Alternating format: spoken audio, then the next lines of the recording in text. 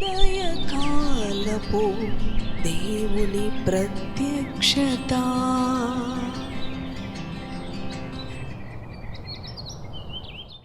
Praise the lord, హల్లెలూయా.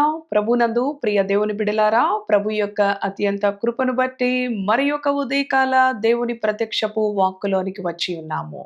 ఆయన ప్రత్యక్షపు వాక్కు మన జీవితాలకు నెమ్మదిని కలుగచేస్తూ ఉన్నది. ప్రతి ఉదయము దేవుని వాక్కుతో ఈ దినచర్యను ప్రారంభించుట మనకు ఆశీర్వాదకరం. రండి, మన పడకల యొద్ద నుంచి లేచి దేవుని వాక్యాన్ని ధ్యానిస్తూ ఈ దినచర్యలో ముందుకి కొనసాగుదాము. పరిశుద్ధ గ్రంథములో యోనా గ్రంథము 1వ అధ్యాయం 6వ వచనమును ధ్యానం చేసుకుందాం. అప్పుడు ఓడ నాయకుడు అతని యొద్దకు వచ్చి, ఓయి నిద్రపోతా, నీకేమి వచ్చినది? లేచి నీ దేవుని ప్రార్థించుము. మనము చావకుండా ఆ దేవుడు మన యందు కనికరించునేమో అనెను. హల్లెలూయా. దేవునికి స్తోత్రం. ఈ ఉదయకాలం ప్రభు మనతో కూడా మాట్లాడుతూ ఉన్నాడు.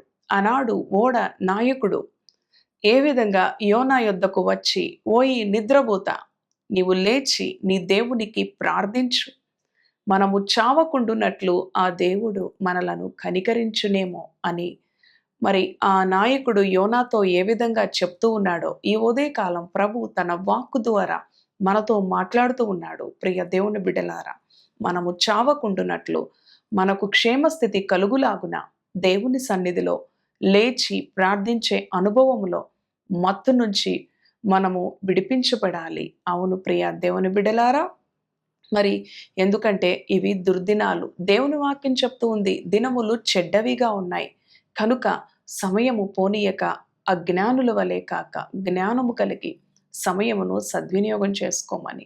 కనుక ప్రియ దేవుని బిడలారా, ఈ ఉదయకాలం దేవుని వాక్కునకు విధేయత చూపే వారంగా మనం ఉండాలి. తద్వారా మనకు ఆశీర్వాదము లభిస్తూ ఉన్నది. మరి యోనా అనుభవములో ప్రభు నినివే పట్టణానికి వెళ్ళమని యోనాకు ఆజ్ఞ ఇచ్చినప్పుడు యోన ఆ ఆజ్ఞకు అవిధేయత చూపి తర్షీషు వెళ్ళే ఓడను ఎక్కినప్పుడు దేవుడు తన చిత్తాన్ని యోనా జీవితంలో జరిగించడానికి తుఫానును రప్పించిన దేవుడుగా, సముద్రము మీద గాలిని తుఫానును రప్పించి అలల చేత ఆ ఓడ మరి ఎంతగానో ఇబ్బంది పడుతూ ఉండగా, ప్రియ దేవుని బిడ్డలారా, అన్యులు ఓడ నాయకుడు ఆ ఓడలో ఉన్న ప్రయాణికులు భయపడిపోతూ ఉంటారు. అయ్యో, ఎవరి పాపం, ఎవరి దోషం, ఈ విధంగా మరి ఈ యొక్క ఓడ తుఫానులో మునిగిపోతుందేమో, మనము నశించిపోతామేమో అని భయముతో వారి వారి దేవతలకు, వారి దేవుళ్లకు ప్రార్థిస్తూ మరి ఉండగా యోన నిద్రపోతూ ఉన్నాడు.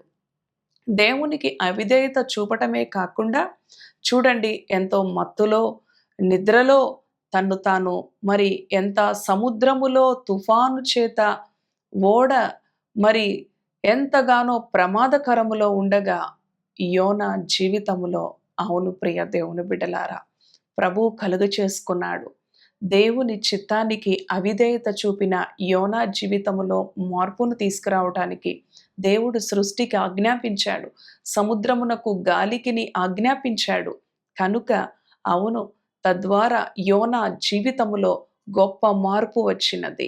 నా నిమిత్తము ఈ తోటి ప్రయాణికులు, నా నిమిత్తము నా తోటి ప్రయాణికులు నశించిపోవుట నాకు క్షేమము కాదు, నాకు మంచి కాదు. నేను దేవునికి విధేయత చూపుట ద్వారా దేవుడు కనికరిస్తాడు. అవును ప్రియ దేవుని బిడలారా, తద్వారా యోనా జీవితంలో గొప్ప మార్పు వచ్చినది. నన్ను ఎత్తి సముద్రములో పడవేయండి, అప్పుడు ఈ యొక్క సముద్రములో ఈ తుఫాను గాలి నిమ్మళంగా మారతాయి అని చెప్పినప్పుడు వారు భయపడతారు.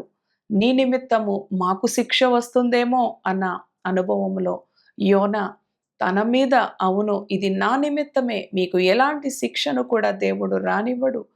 అవును ప్రియ దేవుని బిడలారా, యోనా దేవునికి అవిధేయత చూపిన దానిని బట్టి మరి ఎంతో మంది మీదకి యోనాతో పాటు ఓడ నాయకుడు, ఓడలో ప్రయాణిస్తున్న ప్రయాణికుల మీదకి కూడా ఉగ్రత వచ్చినది. చావు బ్రతుకుల్లో వారు ఉన్నారు. సముద్రములో మునిగి మరి కొన్ని క్షణాలలో చనిపోయే పరిస్థితులు వారికి ఏర్పడినవి కారణం యోనా అవిధేయత.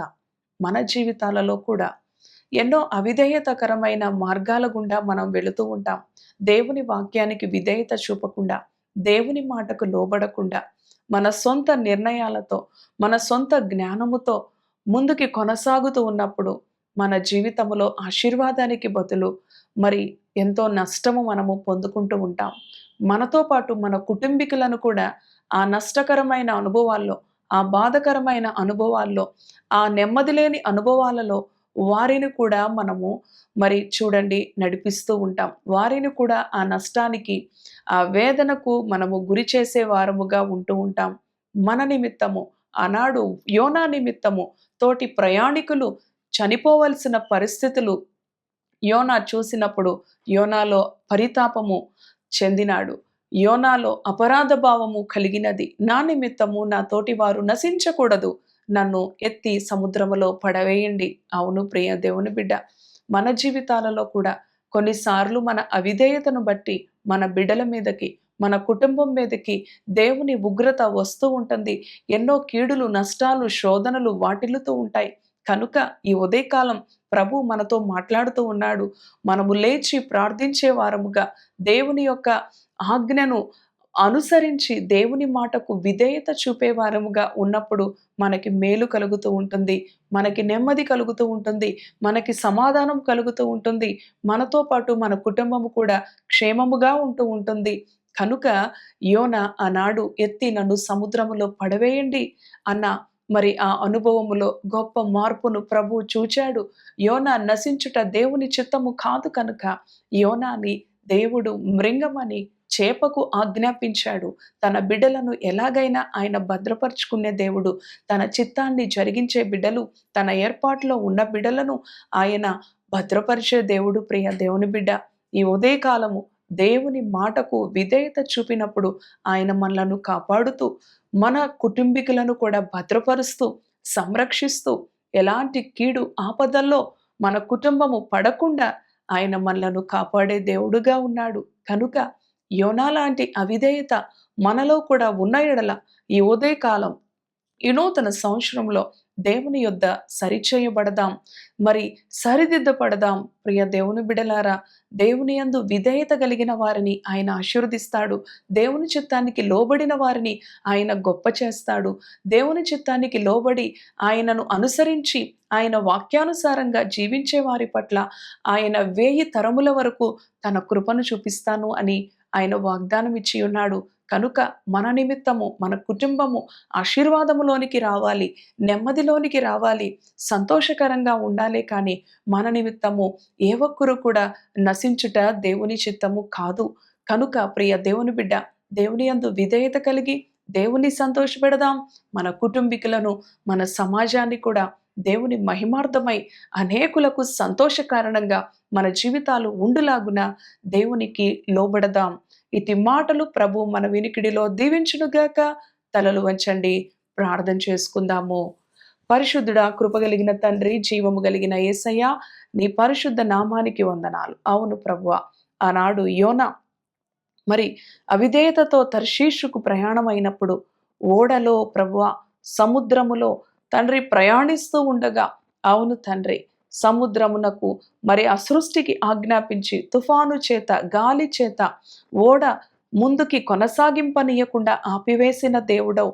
యోనాతో పాటు ఇతర ప్రయాణికులు, తోటి ప్రయాణికులు నశించుట నీ చిత్తము కాదు.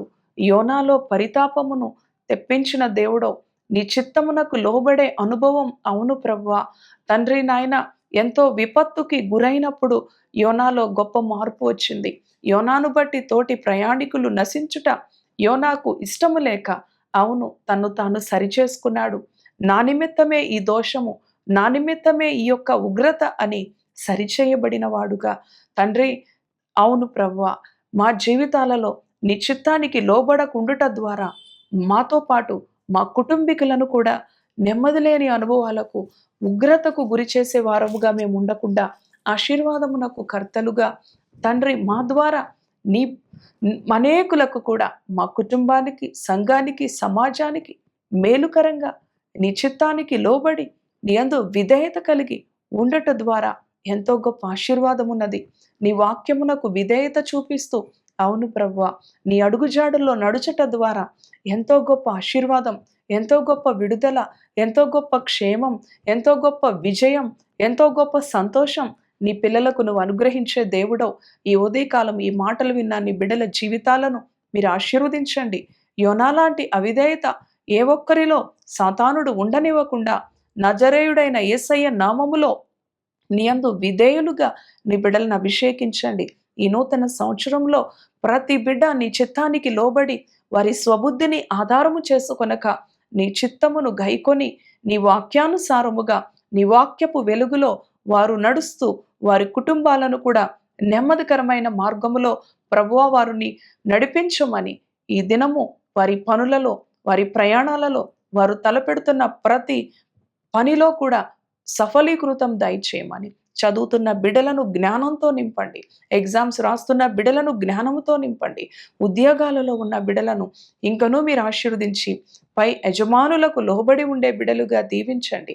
వ్యాపారాలు చేస్తున్న బిడ్డలను ఆశీర్వదించండి.